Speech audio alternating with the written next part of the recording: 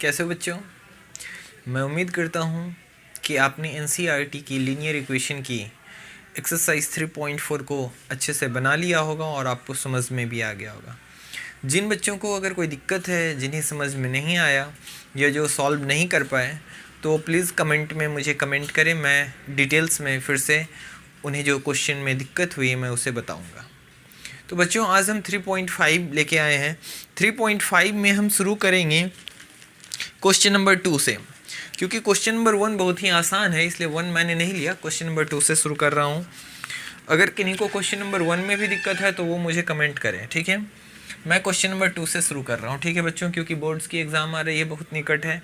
ये दिसंबर का month start हो गया है। अब आपके पास दिसंबर के बाद जनवरी ही है और उसके बाद फरवरी में आप सेकेंड वीक या थर्ड वीक से एग्ज़ाम चालू हो जाते हैं। तो आप केवल दिसंबर और जनवरी को ही मानिए अपना टाइम। तो बस 60 दिन है आपके पास। तो चलो बच्चों, तैयार हो जाओ। क्वेश्चन नंबर 2 क्या कर रहा है? क्वेश्चन नंबर 2 का पहला क्वेश्चन है। क्वेश्चन नंबर 2 में 2 क्वेश्चन है, जिसमें फर्स्ट क्वेश्चन कर रहा है कि for what value of a and b does the following pairs of linear equation have an infinite number of solutions. मैंने आपको बताया था सॉल्यूशन के 3 केसेस क्या क्या होती हैं। जब a1/a2 ग्राफिकल मेथड में आप याद कीजिए, a1/a2 बराबर b1/b2 बराबर c1/c2 जब होता है तो ये केस हो जाती है इन्फिनाइट सॉल्यूशन की। यही चीज़ जब यहाँ पे कट हो जाता है, ये इन्फिनाइट हो गया, लेकिन यही चीज़ जब यहाँ पे इस तरीके से हो जाता है, यानी a1/a2 is equal to b1/b2 और नॉट इक्वल टू c1/c2, तो नो सॉल्यूशन। और जब ये टर्म ही गायब हो जाता है और a1/a2 not equal to b1/b2 हो जाता है, तो केवल एक सॉल्यूशन आता है, यूनिक सॉल्यूशन। देखो बच्चों, कुछ बच्चे कह रहे होंगे सर इसके बाद क्यों नहीं c1/c2 को भी चेक करेंगे? नहीं, अगर a1/a2 not equal to b1/b2 आ गया तो हमें c1 और c2 को चेक करने की कोई ज़रूरत नहीं है। सीधे इसी से हम बता देंगे कि कितना आंसर आएगा, 1, और किसी कंक्लूजन की आवश्यकता नहीं है। तो आपको आगे नहीं कुछ निकालने की जरूरत है, केवल a1/a2 वो बराबर c1/c2 आता है या नहीं बराबर c1/c2 आता है, इसको सोचने की आवश्यकता ही नहीं है। बस आपको देखना है a1/a2 not equal to b1/b2 आ गया तो बस सीधे यूनिक सॉल्यूशन। लेकिन अगर ये दोनों बराबर होता है तब आपको c1/c2 देखना होता है, कि जब a1/a2 बराबर b1/b2 आ गया तब आपको देखना होता है कि क्या c1/c2 के बराबर है कि नहीं। अगर बराबर है तो इन्फिनाइट सॉल्यूशन, अगर बराबर नहीं है तो नो सॉल्यूशन। यही तो होता है केस। तो चलो, यहाँ हमसे जो क्वेश्चन फर्स्ट पूछा है, बोल रहा है कि के की ऐसी क्या वैल्यू, ए और बी की ऐसी क्या वैल्यू हम ले जिससे कि हमारा गिवन इक्वेशन जो हो उसमें इन्फिनाइट नंबर ऑफ सॉल्यूशन आए। तो इन्फिनाइट नंबर ऑफ सॉल्यूशन के लिए यही है हमारा कंडीशन, a1/a2 बराबर b1/b2 एंड c1/c2। तो हम देखते हैं इनको कैसे करते हैं। चलो बच्चों, तो हमारे पास ये 2 इक्वेशन दिया हुआ है और तुमसे कह रहा है कि ए और बी की ऐसी क्या वैल्यू हम लें जिसके कारण हमारा जो इक्वेशन हो वो इन्फिनाइट सॉल्यूशन देने लगे। तो देखो, हमारे पास एक इक्वेशन दिया हुआ है 2x + 3y = 7 और एक इक्वेशन दिया हुआ है a - b × x + a + b × y = इतना।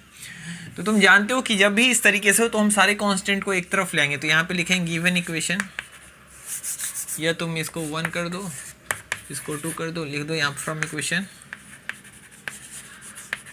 1 से। तो इसको क्या लिख सकते हैं, 2x + 3y, 7 को इधर आएंगे, -7 = 0, equation number 3। And from equation 2, equation 2 से, इक्वेशन 2 क्या है, a - b × x + a + b × y, और इन सब को इधर ले आओ। तो इन सब को ब्रैकेट में रख लो ताकि तुम्हें दिक्कत ना हो। एक ही बार माइनस लगाओ, ये टोटल को ला के रख दो। तो 3a + b - क्या 2 बराबर 3। देखो बच्चों, हम इसको बारी बारी से लाते, ये पूरा मेरा c है, c के बराबर है, कांस्टेंट टर्म है, क्योंकि x और y नहीं लगा हुआ है तो ये कांस्टेंट है। तो हमने इन सबको एक ही बार ब्रैकेट लगा दिया ताकि ये पूरा का पूरा c ऐसे आ जाए और एक ही साइन आए। तो ये पूरा को अब देखोगे तो यहाँ प्लस है, ये टोटल आया तो इधर माइनस। किसी बच्चों को कोई दिक्कत है? नहीं तो सेपरेट 3 को इधर लाते तो -3a होता, फिर ये -b होता, +2 होता। बात वही होती बाबू, यहाँ माइनस से गुना होगा तो -3a ही इधर आएगा, -b ही और +2 ही है। तो ये रहने से हमारे पास कॉमन ये अच्छा है कि c कौन सा पार्ट है तुम सीधे देख के बता सकते हैं। ये c है, y के साथ जो गुणा में है वो b है, x का जो कोफिशिएंट है वो क्या है, a है। तो चलो, ये इक्वेशन 2 अब यहाँ पे मुझे बताओ A1 A2, तो A1 क्या होगा, जो ऊपर में है फर्स्ट इक्वेशन में है वो A1, तो हो गया 2, और A2 कितना है बताओ मुझे बच्चों। एक काम करो, मैं डायरेक्ट करता हूँ, इतना वक्त नहीं है। यहाँ देखो मैं अब लिखता हूँ देयरफॉर, अब मुझे बताओ A1 बाई A2, यहाँ पे लिख दो या for infinite solution A1 by A2 is equal to क्या होना चाहिए, B1 by B2 is equal to क्या होना चाहिए, C1 बाई C2। किसके लिए, इन्फिनाइट सॉल्यूशन के लिए हमारे पास ये कंडीशन होना ज़रूरी है। अब A1 बाई A2 की जगह इसके आगे का स्टेप लिखेंगे। A1 कितना है 2 है, और A2 कितना है बच्चों, ये देखो x ऊपर वाली इक्वेशन में x के साथ जो है वो A1, और नीचे वाली इक्वेशन में x के साथ है जो A2। बराबर का साइन दोगे, ऊपर में y कितना है तो 3y है, तो 3 हो गया कोएफिशिएंट, नीचे में है a प्लस बी वाई, तो यानी कि a प्लस बी हो गया b2। अब ऊपर में देखो c कितना है -7, तो -7, और नीचे का c2 कितना है तो -3a प्लस b -2। समझ गए, फटाफट देखते चलो, माइनस से माइनस कैंसिल आउट।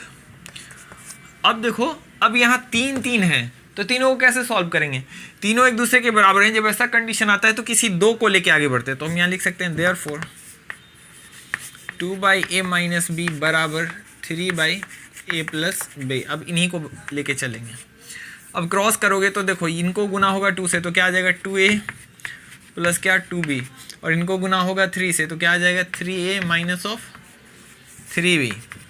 अब देखो इस a वाले को उधर भेजो, इस b वाले को इधर भेज लो, तो बताओ कितना हो जाएगा। यहाँ है 2b प्लस में ये 3b इधर आ जाए तो कितना हो जाएगा बच्चों, प्लस में 3b हो जाएगा, और यहाँ है 3a और 2a इधर प्लस में इधर आ जाएगा माइनस ऑफ 2a। यहाँ बताओ कितनी हो जाएगी 5b बराबर ये 3a में से a चला जाएगा तो कितना बचेगा 5b। ये इसको मान लो इक्वेशन नंबर हमारा कौन सा हो चुका था 3 4, तो ये इसको मान लो इक्वेशन नंबर 5। ठीक है, अगर ये इक्वेशन नंबर 5 हो गई तो आगे सॉल्व करो।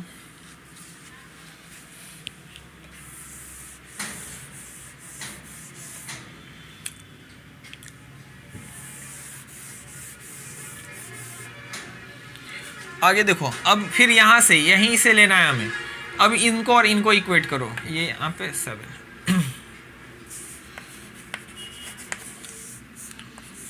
2a माइनस बी बराबर 7 by 3a plus b minus of 2। Cross multiplication करोगे बच्चों तो क्या आएगा, 2 से गुना करेंगे 3a को, तो क्या स्टेप बाय स्टेप करते चलो। 2 इंटू 3 6a प्लस क्या 2b माइनस ऑफ क्या 2 इंटू 2 4, इसको करोगे 7a माइनस क्या आ जाएगी 7b। अब देखो इस a वाले को उधर भेजो और 7b वाले को इधर लेके आओ। यहाँ पहले से है 2b प्लस क्या आ जाएगा 7b माइनस ऑफ 4, यहाँ क्या है 7a और उधर से ये आ जाएगा 6a, तो 6a प्लस में था तो इधर आके माइनस 7 और 2 यहाँ आ जाएगी 9b माइनस 4 बराबर यहाँ कितना आ जाएगा बाबू केवल a। अब मुझे बताओ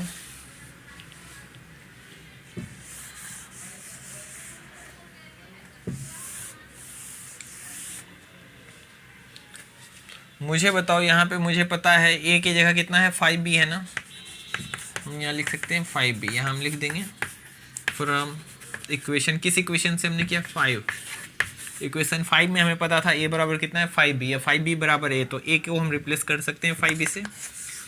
अब इस 5b को इधर ले आओ तो 9b माइनस क्या हो जाएगा 5b, और इस 4 को उधर ले जाओ -4 था +4 से क्या बच जाएगा 9b में से 5b जाएगी तो 4b बराबर कितना 4, तो यहाँ से b बराबर कितना वैल्यू आ जाएगी बच्चों, ये 4 से 4 कट जाएगा ना, तो b की वैल्यू कितनी आ जाएगी 1।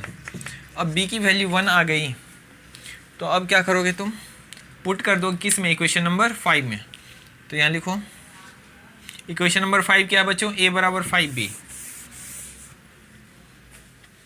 ये क्या है a बराबर 5b, ये है इक्वेशन नंबर 5। पुटिंग b बराबर 1 इन इक्वेशन 5, तो a बराबर 5, b 5 इंटू 1 5, देयरफॉर a बराबर 5 एंड, यानी कि a और b की हम क्या वैल्यू चाहिए बाबू, a की वैल्यू 5 और b की वैल्यू अगर 1 हम रखते हैं तो हमारे पास जो सॉल्यूशन आएगा वो क्या आ जाएगा, इन्फिनाइट सॉल्यूशन आ जाएगा। तुम समझ पाए बातों को, नहीं समझ पाए? अच्छा देखो, हमारे पास सॉल्व करके a बराबर 5 b बराबर 1 आया है ना, ये सॉल्यूशन तुम उतार लिए। चलो मैं इरेज कर रहा हूँ, देखो मैं तुम्हें समझाता हूँ कि इससे क्या निकल के आया है, इसका मतलब क्या है। देखो हमारे पास स्टार्टिंग में क्या इक्वेशन दिया हुआ था बच्चों,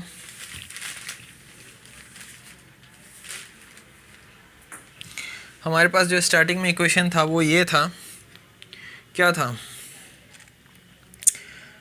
हमारे पास a1/a2 कितना आया था, 2 देखो अपने कॉपी में a प्लस b था या a minus b, a minus b, 3/a plus b, और यहाँ आया था 7/3a प्लस b माइनस 2।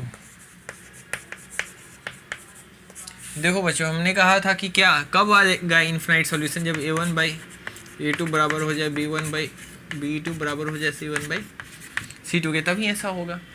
अब क्या ए बी की वैल्यू अगर हम डाल देते तो क्या यही कंडीशन आ जाता है, तो डालो a बराबर 5 b बराबर 1, बताओ ये कितना आ जाएगा, 5 माइनस 1 3 5 प्लस 1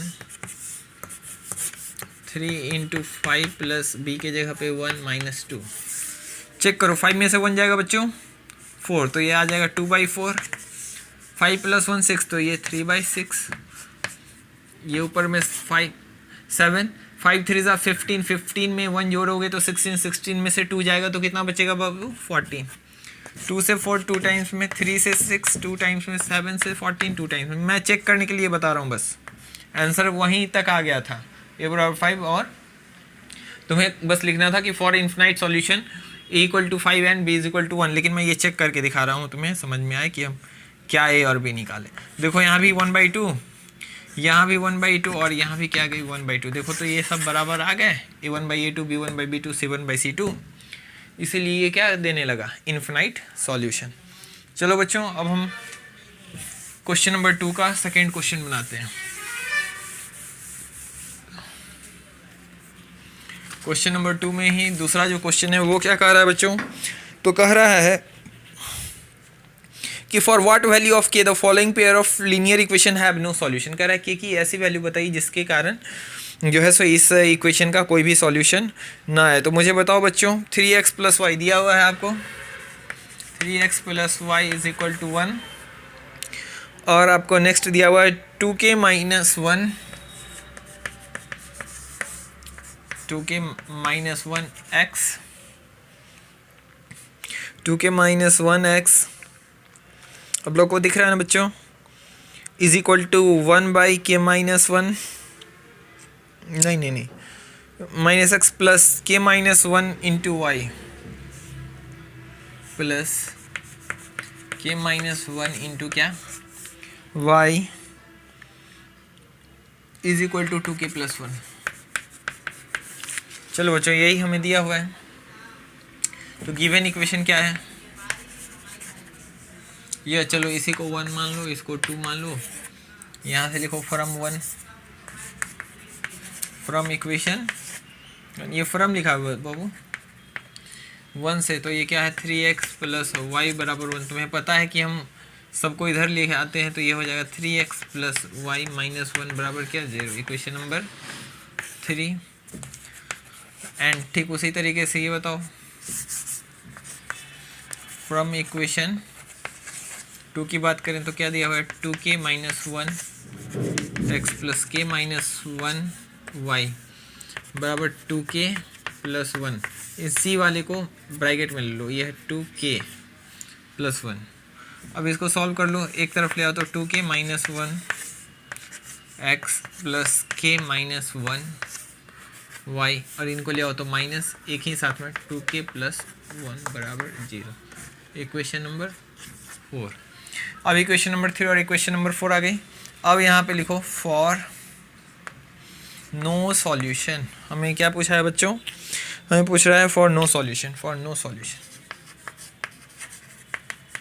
नो सॉल्यूशन का केस क्या होता है? a1/a2 बराबर b1/b2 नहीं बराबर होगा c1/c2 के। चलो यहाँ से बताओ, इस इक्वेशन में बताओ, ये इक्वेशन बताओ, हमारा a1 कितना है बच्चों?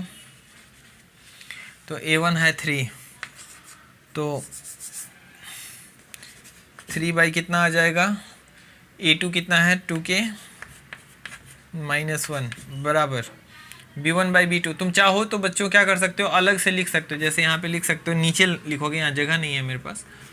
a1 बराबर लिख दोगे क्या? तो देखो ये फर्स्ट ये इक्वेशन है, अब हमारा हो जाएगा 3 और 4, ये वाला को हमने चेंज कर लिया ऐसे। तो a1 3 और b1 क्या हो जाएगा बच्चों? इस इक्वेशन में b1 क्या है? तो y के साथ कोई भी कोएफिशिएंट नहीं, मतलब 1 है, और c1 क्या हो जाएगा? -1। उसी तरीके से यहाँ से a2 क्या हो जाएगी?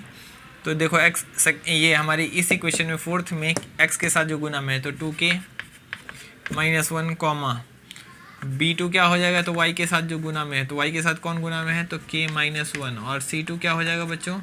तो -2k + 1, ये वाला c2 हो जाएगा। तो ये चीज़ तुम चाहो तो लिख सकते हो, और देन फाइनली क्या करोगे? इस पर डालोगे। तो बताओ a1/a2 इतना हो गया है ना। उसके बाद मुझे बताओ b1/b2 क्या होगा? तो b1 कितना है हमारा? 1। b1 कितना है? 1 है, और b2 कितना है? k -1। तो 1/k -1 नहीं बराबर होना चाहिए किसके? तो c1/c2। c1 कितना है? -1 बराबर कितना है? -2k + 1। ये माइनस से माइनस कैंसिल आउट हो जाएगा। चलो बच्चों, अब हमें केवल इसी की आवश्यकता है, ऊपर वाला मैं इरेज कर रहा हूँ।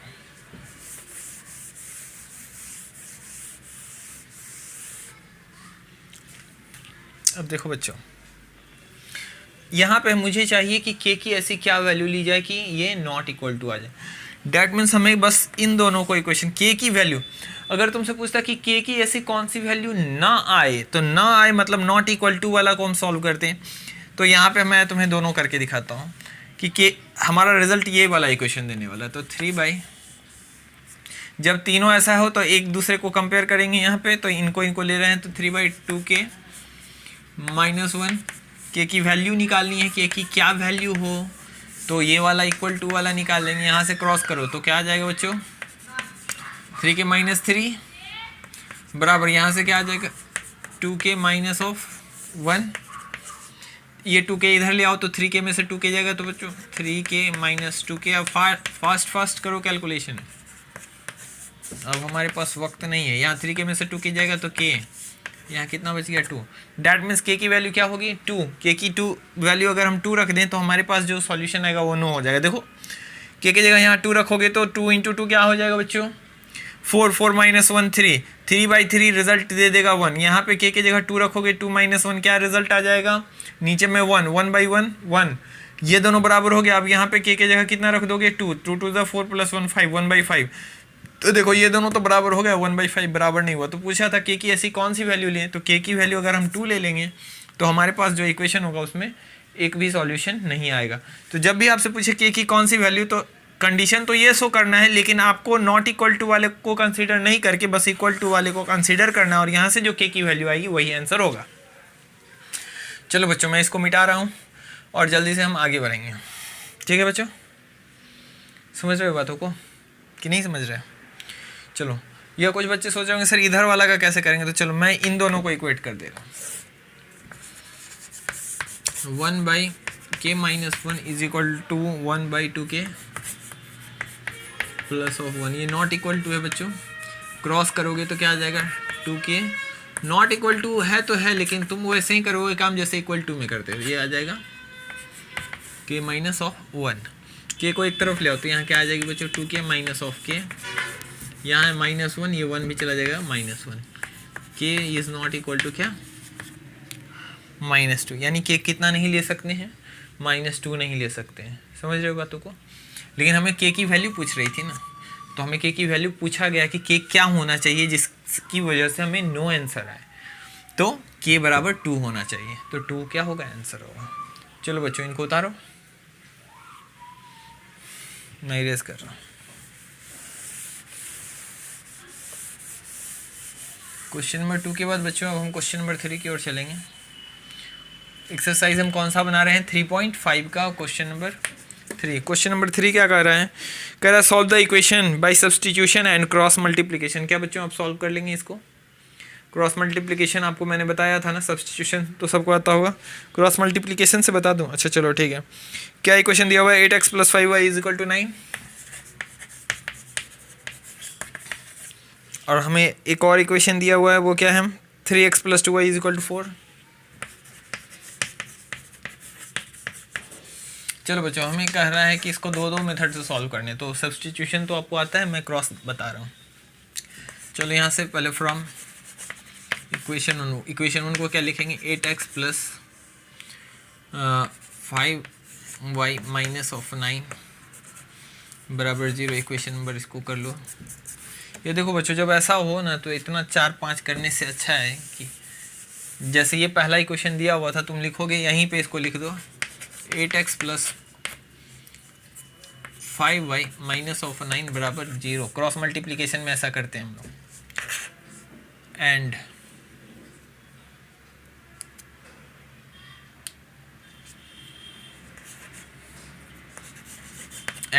अगला इक्वेशन हमें क्या दिया हुआ है, अगला इक्वेशन दिया हुआ है 3x + 2y = 4।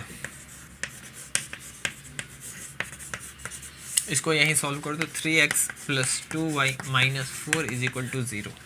अब ये ही 1 रहेगा और ये क्या हो जाएगा 2। अब तुम जानते हो कि मैंने बताया था कि जब क्रॉस मल्टीप्लिकेशन की बात करते हैं तो तुम क्या करोगे, यहाँ लिखोगे नाउ x लिखोगे, y लिखोगे और यहाँ 1 लिखोगे, एक लाइन ड्रॉ करोगे, एक x और y के बीच में, एक y और 1 के बीच में, एक लास्ट में और एक यहाँ, ठीक है, ऐसे लिख दोगे। अब क्या कर रहोगे, x में मुझे लिखना है, तो x वाले की दोनों हैंड तरफ लिखने के लिए x को ढक दो। तो क्या क्या बच रहा है बच्चों, तो देखो यहाँ पे x और ये x ढका जाएगा। तो देखो तुम यहाँ पे थोड़ा विजुअलाइज करने में दिक्कत हो रही होगी, तो तुम देखो इसको मैं ऐसे लिख देता हूँ, तुम समझो बातों को, मैं मिटा दूँ बीच वाली चीज़ें क्या, तो तुम्हें विजुअलाइज करने में आसान हो। नहीं तो ऐसा समझो x को ढक दिए तो y वाला क्या मिल रहा है, ऊपर में 5 और नीचे में 2, और इधर कांस्टेंट टर्म -9 और यहाँ पे कितना -4। चलो अब y का लिखना है, तो y का एक हैंड तो हो गया, दूसरा हैंड लिखना है, तो y वाले को ढक देंगे तो x बच जाएगा, और कांस्टेंट ऑलरेडी एक तरफ आ चुका है तो x वाला आ जाएगा। x के पास कितना है 8, और यहाँ ये कितना है बाबू 3। अब कांस्टेंट टर्म 1 है तो कांस्टेंट को ढक दो, तो इधर पे देखो ऑलरेडी x की वैल्यू लिख दी है तो y की वैल्यू बच जाती है, जो कि 5 क्या है 5 और 2 है, नॉट बाई। अब मैंने कहा था ऊपर से इसको गुणा करना और देन इसको घटा देना, उसी तरीके से इससे इसको गुणा करना और देन इसको इससे गुणा करके घटा देना। तो मुझे बताओ यहाँ क्या आने वाला है, मैं यहाँ पे इसको थोड़ा ये करके, तो यहाँ बताओ कुछ ऐसा होगा, x बट्टे 5 × -4 बताओ कितना होने वाला है, -20। मैं डायरेक्ट कर रहा हूँ बच्चों। और 2 × -9 कितना होता है बताओ, -18, और ऑलरेडी यहाँ पे माइनस है।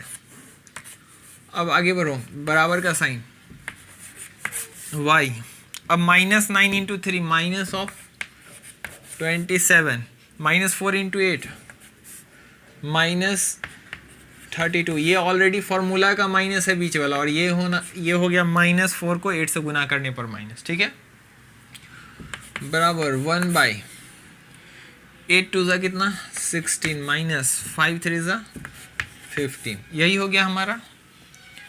अब इनको मिटा दो, इनकी आवश्यकता है।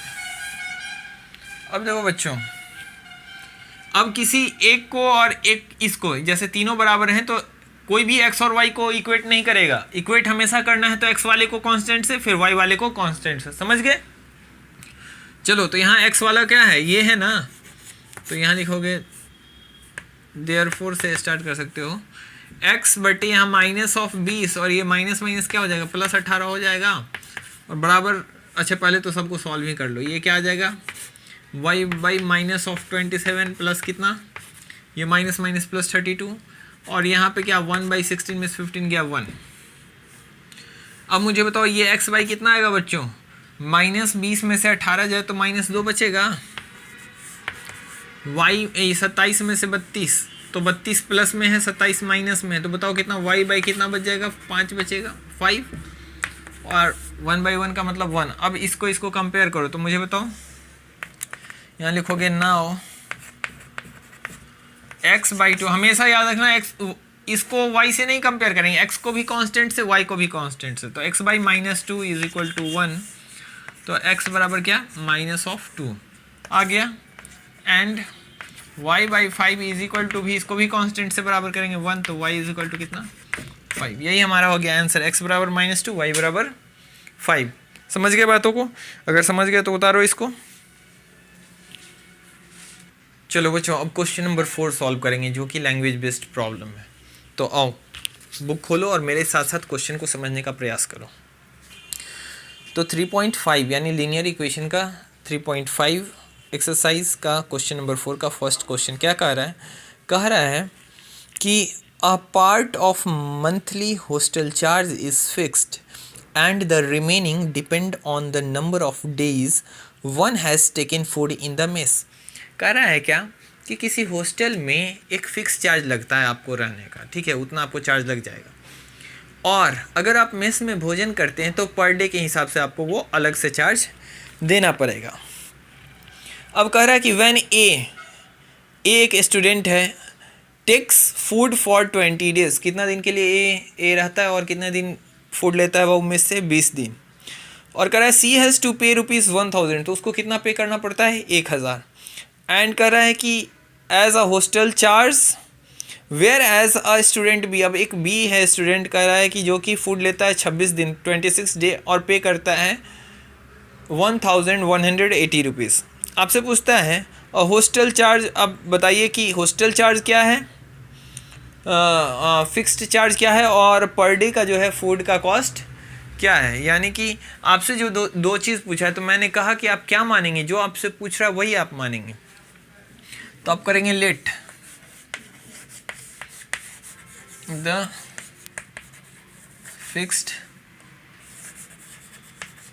Charge of hostel is equal to कितना हो जाएगा बच्चों। चलो बच्चों, तो हमने फिक्स्ड हॉस्टल चार्ज को ₹X मान लिया है और cost of per day food को मान लिया है ₹Y। अब चलो हमें इक्वेशन बनाना है, तो अकॉर्डिंग टू हम क्या करेंगे, अकॉर्डिंग टू क्वेश्चन।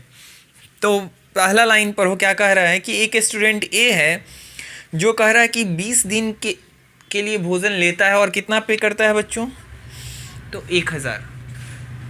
तो 20 दिन में जो 1000 रुपया वो पे किया, तो ये मत समझना केवल भोजन का पे किया, एक फिक्स चार्ज जो है वो तो पे करना ही पड़ा होगा और साथ में 20 दिन का ऐड करके।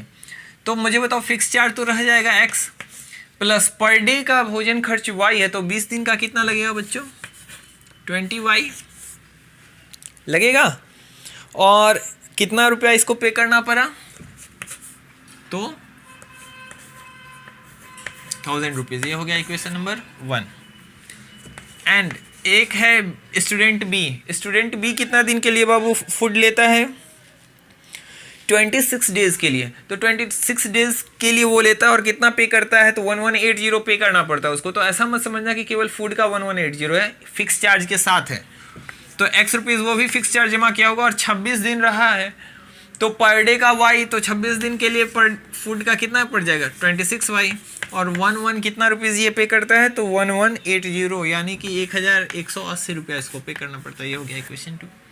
अब हमारे पास इक्वेशन आ गया। अगर आप देखिए इसको सब्ट्रैक्ट ही कर दें, देखो अगर मैं तुम्हारे सामने ही इसको आंसर निकालूं तो क्या आएगा, तुम लिखोगे बाई सब्ट्रैक्टिंग। मैं इसके बाद सॉल्व नहीं करने जा रहा, लेकिन मैं तुम्हें फिर भी बता देता हूँ कितना आसान है। आपको केवल लिखना था सब्ट्रैक्टिंग इक्वेशन 2 फ्रॉम इक्वेशन 1। यहाँ देखो सब्ट्रैक्ट करते तो ये माइनस माइनस आ जाता है। अब ये सेम वैल्यू है ना x और x, ये कट जाएगा, 20 में से 26 जाएगा तो माइनस ऑफ 6y बचेगा बच्चों, और एक ये माइनस ऑफ 180 बचेगा, माइनस से माइनस कैंसिल आउट, y बराबर बताओ 180/6, 30 आ गई y की वैल्यू। यानी पर डे का खर्चा, पर डे जो भोजन है उसका चार्ज कितना है 30 रुपया। अब y की वैल्यू तुम कहाँ पुट कर दो, किसी भी एक इक्वेशन में, इक्वेशन 1 में पुट कर दो। Putting y is equal to 30, putting the value of y लिख दो,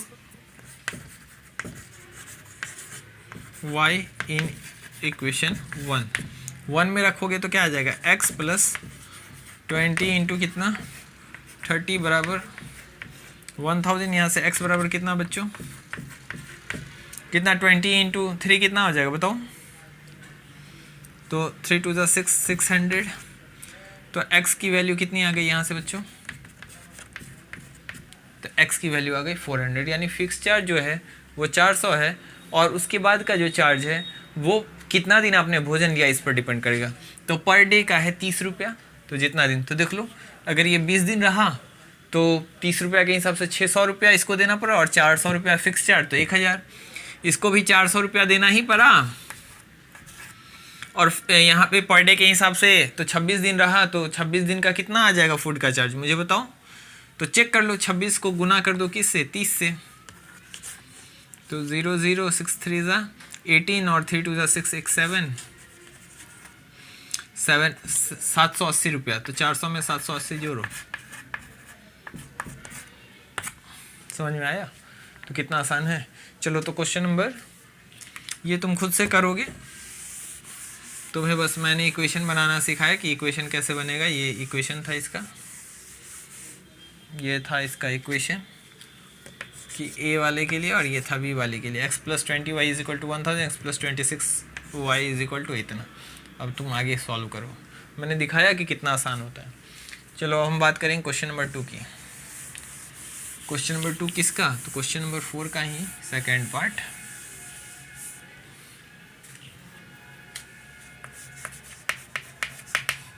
चलो बच्चों मेरे साथ रीडिंग करो, अपने अपने कॉपी बुक्स निकाल लो। करा fraction is 1/3 when 1 is subtracted from the numerator. कह रहा है कि एक फ्रैक्शन 1/3 हो जाता है जब हम उसके न्यूमरेटर में से एक घटा देते हैं। तो बच्चों मैंने तुम्हें कहा था कि जैसे ही फ्रैक्शन दिख जाए तो तुम फटाफट कुछ चीज़ मान लो। क्या क्या मान लो, तो लेट द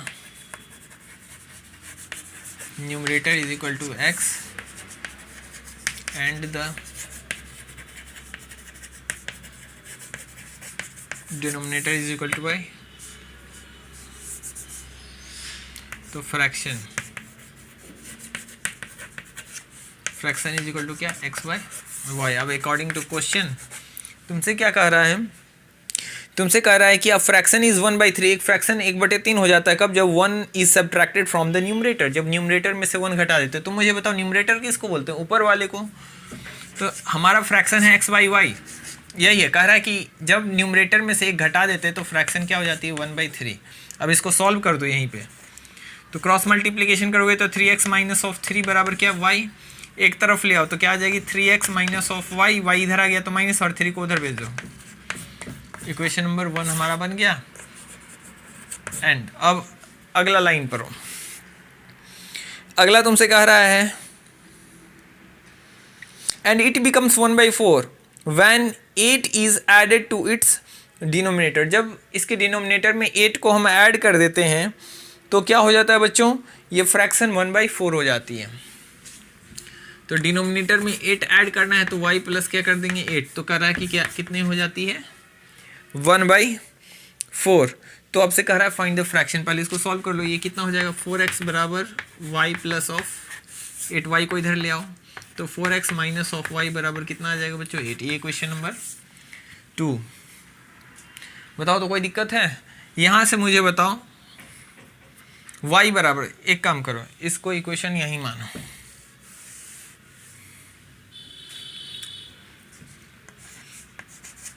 यही मान लो इक्वेशन 1। मैं देखो फटाक से कैसे सॉल्व कर देता हूँ तुम्हारे लिए।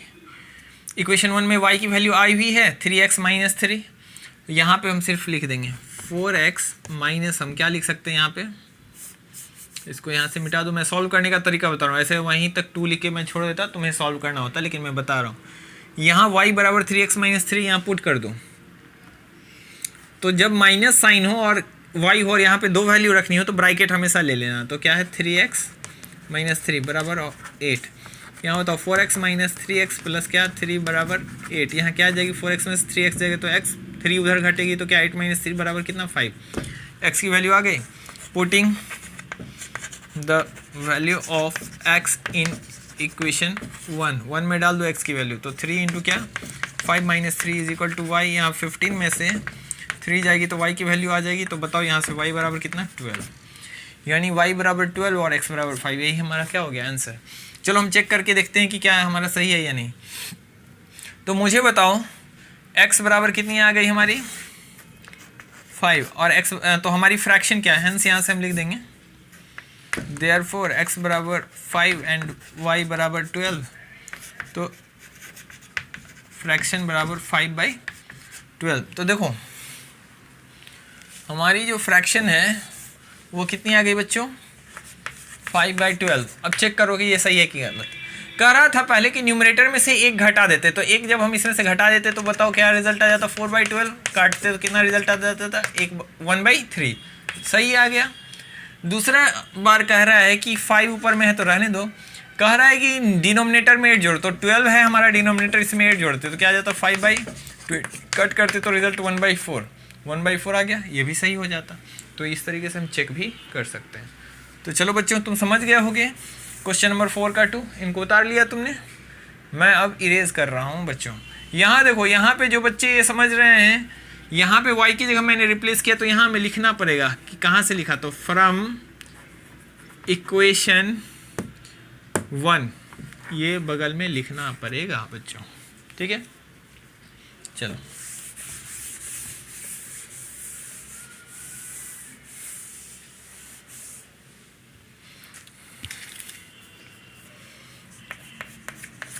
थर्ड क्वेश्चन क्या कर रहा है बच्चों, तो थर्ड क्वेश्चन आओ देखो, कह रहा है क्या कि Yash scored 40 marks in a test getting 3 marks for each right answer and lose 1 marks for each wrong answer. कह रहा है कि यस जो है एग्जाम में 40 मार्क लाता है, जिसमें क्या है कंडीशन है कि प्रत्येक सही उत्तर के लिए 3 मार्क्स मिलेंगे, अगर तुमने गलत किया तो नेगेटिव मार्किंग है, यानी गलत करने पर 1 मार्क्स काट लिए जाएंगे।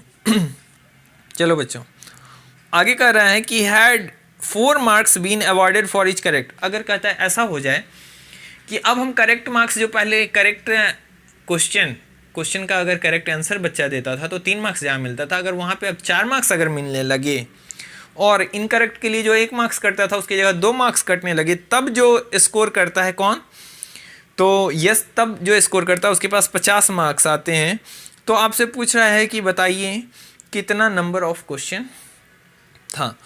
तो चलिए बच्चों पहले हम यहाँ देख लेते हैं। अब यहाँ पे कहोगे कि सर यहाँ फाइनली पूछा है नंबर ऑफ क्वेश्चन, तो क्या इसी को मानेंगे? नहीं, इस क्वेश्चन में यहाँ लास्ट वाले को नहीं मानेंगे, बल्कि करेक्ट और रॉन्ग को मानेंगे। तो चलो हम देखते हैं कि यस ने कितना करेक्ट और कितना रॉन्ग बनाया। तो हम करेंगे let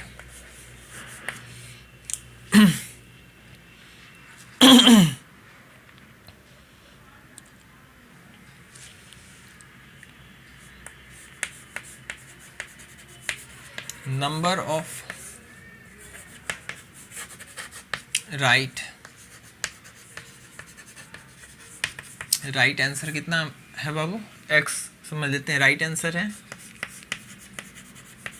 number of wrong answer is equal to y। हमने मान लिया कि कितना है राइट आंसर जो उसने किया है वो x है, तो उसकी संख्या, और जो नंबर उसका जो गलत आंसर जो उसने दिया उसकी संख्या y है। अब अकॉर्डिंग टू क्या करूँगी क्वेश्चन, अब कह रहा है कि आपको कि पहला वाली कंडीशन में जब 3 मार्क्स कह रहा था कि 3 marks for each right and 1 marks for lose for the wrong, तो बताओ 3 मार्क्स, तो अगर एक क्वेश्चन पे 3 मार्क्स मिलते थे तो टोटल है x नंबर ऑफ क्वेश्चन, तो टोटल कितने मार्क्स मिल जाएंगे उसको करेक्ट के लिए 3x। लेकिन उसने गलती भी तो की है y क्वेश्चन, और 1 मार्क्स कट रहे हैं, तो 1 इंटू वाई का मतलब केवल y होता है, और इस कंडीशन में ये घटेगा। आपको याद रखना नेगेटिव मार्क्स टोटल मार्क्स में से घट जाएंगे, और इस कंडीशन में कह रहा है कि उसके पास कितने मार्क्स आते हैं 40। इक्वेशन क्या हो गया 1। सेकेंड केस कह रहा है कि अगर सही के लिए 4 मार्क्स मिलने लगे, तो एक सही के लिए 4, तो टोटल कितना सही है x क्वेश्चन, तो 4x कर दोगे, और रॉन्ग के लिए 2 मार्क्स कटने लगे, एक गलती पर 2 नंबर एक गलती पर 2 नंबर, तो y गलती पर कितना, तो 2 इंटू वाई बराबर कितना, अब कर रहा है इस बार मार्क्स आने लगे 50। इसमें से 2 कॉमन ले लो तो क्या बच जाएगा 2x माइनस ऑफ y बराबर क्या 50। यहाँ 2 से ये 50 काट दोगे 25 टाइम्स में, तो यहाँ कितना आ जाएगा 2x minus y is equal to कितना, इक्वेशन 2। अब बहुत ही सरल हो गया, 3x minus y is equal to 40 और 2x minus y is equal to 25। तो तुम चाहो तो यहाँ से वैल्यू निकाल सकते हो, नहीं निकाल सकते, इसमें ही बहुत आसान था। यहाँ पे देखो, यहाँ पे एक काम केवल करो, क्या करोगे, यहीं से कर लो, यहाँ से मुझे बताओ y बराबर निकाल लो। सब्स्टिट्यूशन वाला काम तुम कर सकते हो। सब्स्टिट्यूशन वाला काम कैसे कर सकते हो, तो y उधर भेजो 25 इधर भेजो, तो क्या आ जाएगा 2x माइनस ऑफ 25 बराबर क्या आ जाएगी y की ये वैल्यू यहाँ हम पुट कर देंगे तो हमारा क्या आ जाएगा x आ जाएगा। चलो लेकिन ये सब काम तुम करोगे। चलो तो ये फाइनली हमारा इक्वेशन 1 2, इनको सॉल्व करो, x और y की जो वैल्यू आएगी तो वो x और y आंसर नहीं होगा, तो टोटल नंबर ऑफ क्वेश्चन क्या आ जाएगा यहाँ से बताओ,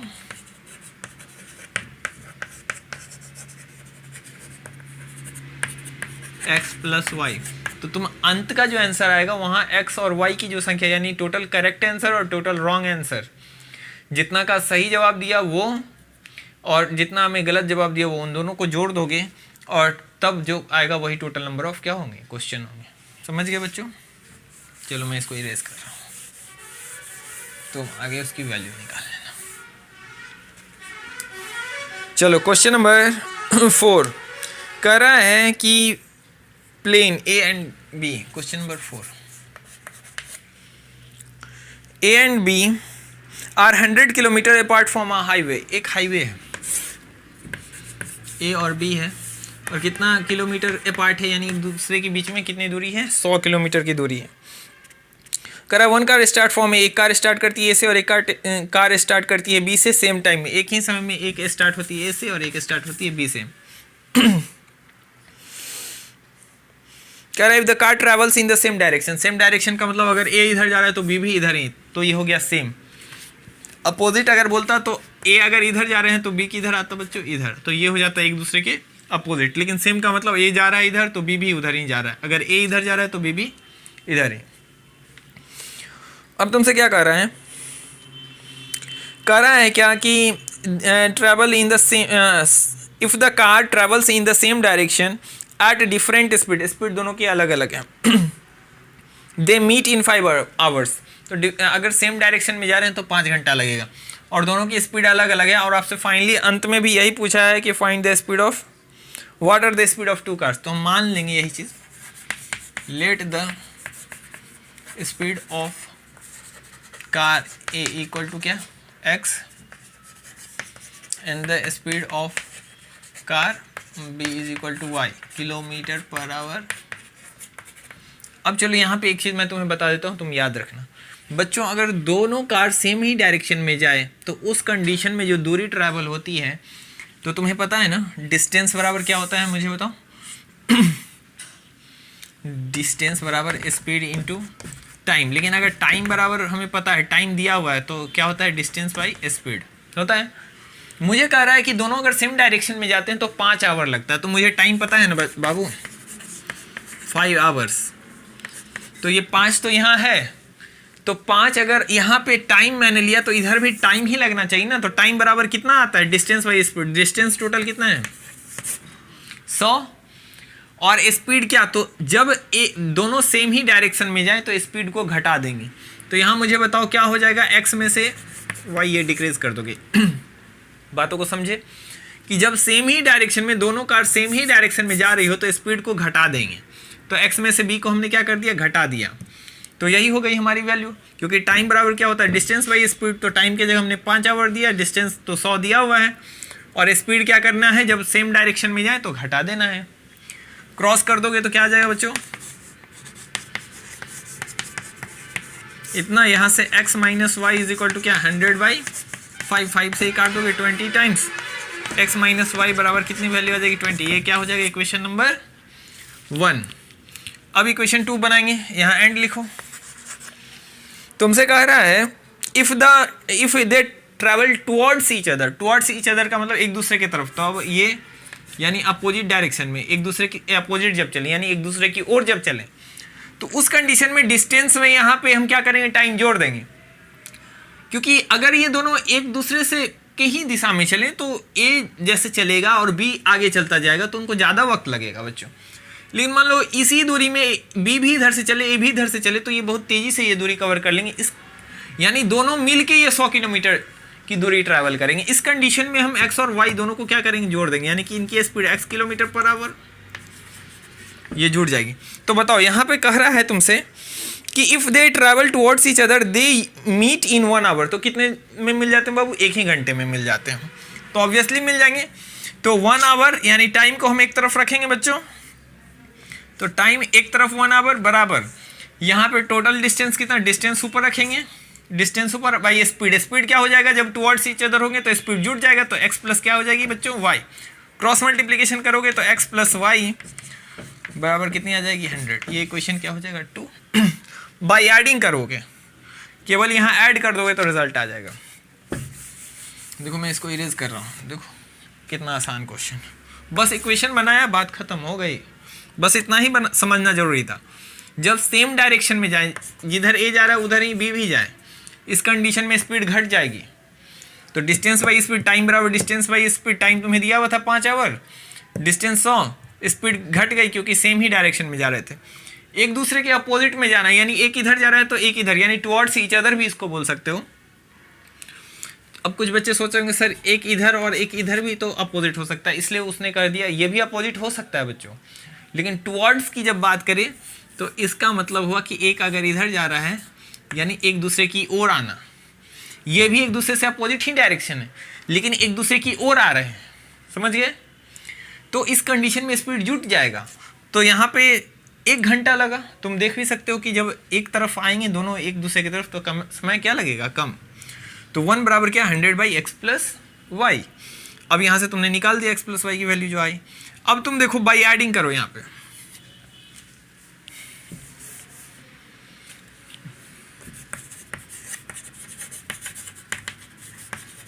इक्वेशन 1 एंड 1 और 2 को अगर ऐड ही कर दोगे तो बच्चों क्या हो जाएगा, x माइनस वाई बराबर यहाँ 20 है। अगर x प्लस वाई बराबर कितना है, ऐड करने में नीचे का कोई साइन नहीं बदलता, y माइनस में y प्लस में कट जाएगा, यहाँ x जुट के 2x बराबर ये कितना आ जाएगा 120। x बराबर कितनी बाबू, अगर x बराबर 60 आ गई तो यहाँ पुट कर दोगे तो क्या y बराबर नहीं आ जाएगी। Putting the value of x in equation 2, equation 2 में पुट करोगे तो क्या आ जाएगा 60, x की वैल्यू 60 प्लस बराबर 100, y बराबर 60 उधर जाके घट जाएगा तो कितना आ जाएगा y की value 40।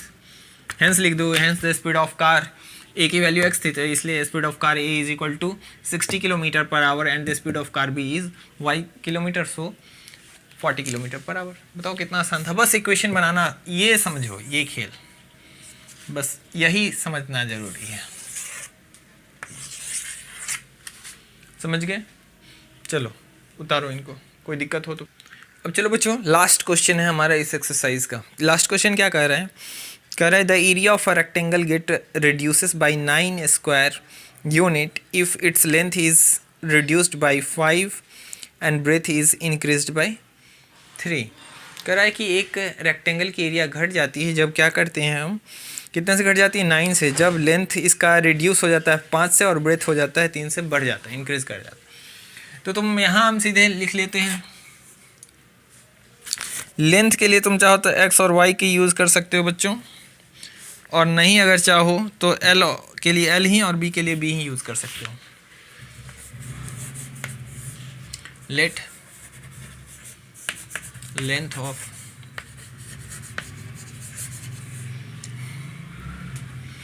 equals to x, length of rectangle x, and the